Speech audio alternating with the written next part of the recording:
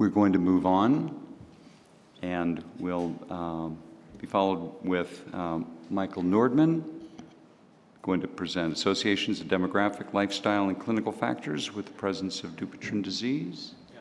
Michel. Hello, everyone. My name is Michel Noordman. I'm very honored to be able to speak to you today. And I will be talking about determining the risk factors for Dupuytren's disease in the Lifelines cohort. So this is our conflict of interest declaration. So as we just heard, Dupuytren is caused by both genetic and non-genetic factors, or at least they play a role. And in previous studies, they have found that older age, male gender, and hyperlipidemia and other factors are associated with Dupuytren's disease. However, strong evidence was still lacking, except for the study by Kang. And other risk factors were inconclusive because of a multitude of reasons. So that is why we decided to investigate which phenotypic factors are associated with Dupuytren's disease in the large Lifelines Cohort Study, which has over 62,000 individuals after the third data release available for study. So as I said, we did a study in Lifelines. This is a cohort of over 167,000 residents of the Northern Netherlands that were included. And it included all Dutch-speaking patients registered with the GP, excluding serious psychiatric or physical illness or life expectancy of less than 5 years. And these patients were aged 6 months to 93 years old, and recruitment started in 2006 up till 2013, with follow-up visits every 5 years, with physical visits and questionnaires every 1.5 years. And with the third data release, data became available about Dupuytren. And specifically, the question was asked, were you ever diagnosed with Dupuytren's disease by a doctor? So it was by self-report. And we decided to look at several phenotypic factors, and we put them in predetermined blocks, as you can see. So demographic factors, anthropometric factors, joint-related factors, lipid-related, alcohol intake factors, but also diabetes, blood pressure-related, smoking, gastrointestinal and liver-related, and other factors. And the statistical analysis that we did was univariable logistic regression analysis for these phenotypic factors that I just mentioned, with and without adjustment for age squared, and sex. And if the p-value was less than 0.25 for the adjusted analysis, for the adjusted factors, they will be included in a multivariable logistic regression model. And then we use blockwise inclusion of the related variables and hierarchical modeling to come to a final model. And here we see the characteristics table of our study. So the prevalence of Dupuytren in our population was 2.14%, with 57% of the Dupuytren group being male and 41% in the non-Dupuytren group. And here we can see the univariable logistic regression analysis. We ordered all the variables into blocks of variables and put the ones first that were most statistically significant. So here we see the first block of demographic variables, and we can see that they are all highly statistically significant, and age is positively associated with Dupuytren, as we already knew.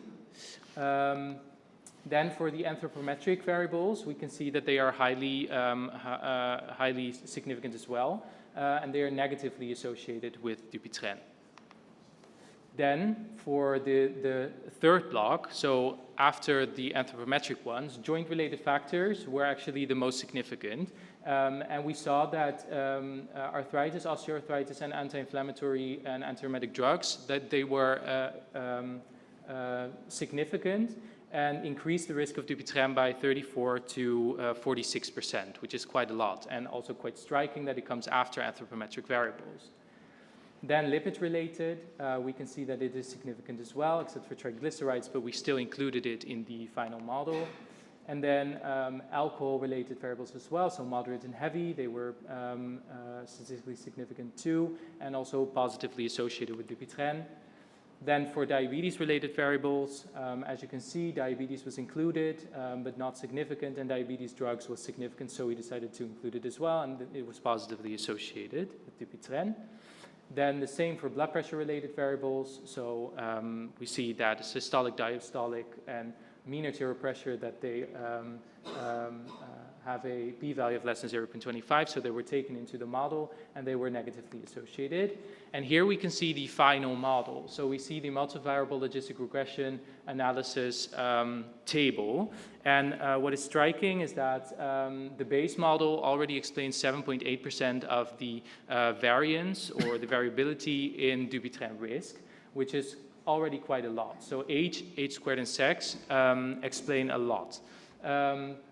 At least if we compare it to the steps afterwards, because we can see that the anthropometric variables at 0.35. So it increases, so the R-squared value, which is the variable, the explained variance, it increases up to 8.2%.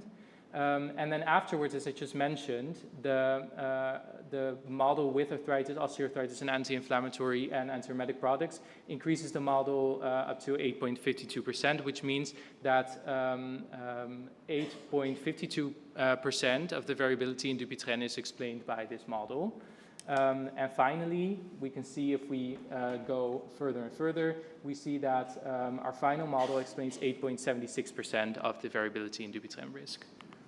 So what we found is that a higher age and male sex are the predominant factors increasing Dupuytren risk.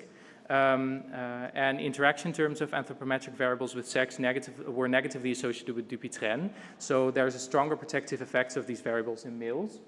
And after age, sex, and anthropometric variables, joint-related variables were the most highly associated.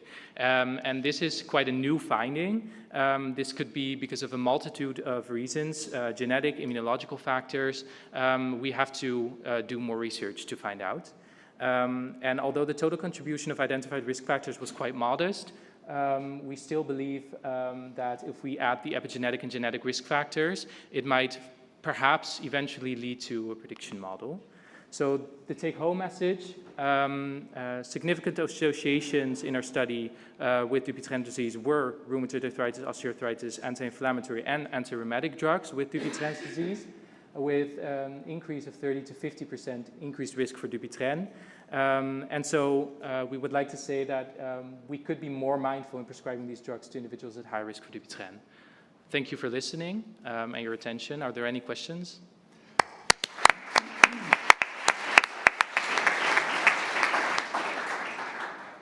I have one question. This is great. Tour de force. The anti-rheumatic drugs. Did you separate the DMARDs from other anti-inflammatories? Well, we looked at the ATC codes and decided to use the broader term for this. So we didn't distinguish between these two groups. We included it as a whole. And did you segregate rheumatologic conditions like rheumatoid as an isolated variable? Only because this has been reported in the past, a little controversial, that rheumatoid is negatively associated with Dupuytren. Is there anything that you looked at that would give any additional insight on that? No, actually, as I mentioned, we